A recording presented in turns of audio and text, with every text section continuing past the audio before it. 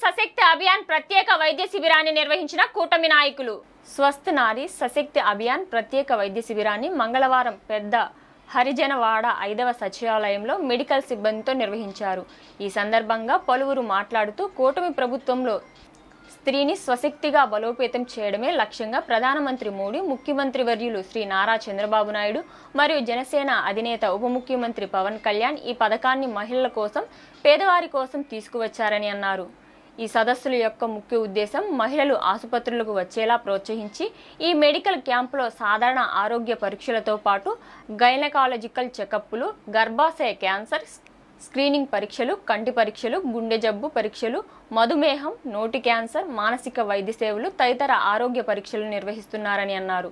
ఈ అవకాశాన్ని గ్రామస్తులందరూ ఉపయోగించుకోవాలని తెలియజేశారు. ఈ కార్యక్రమంలో కూటమి నాయకులు, కార్యకర్తలు, అంగన్వాడీ వర్కర్లు, టాటా ట్రస్ట్ సిబ్బంది, పిహెచ్సి ఉద్యోగులు, గ్రామస్తులు పాల్గొన్నారు.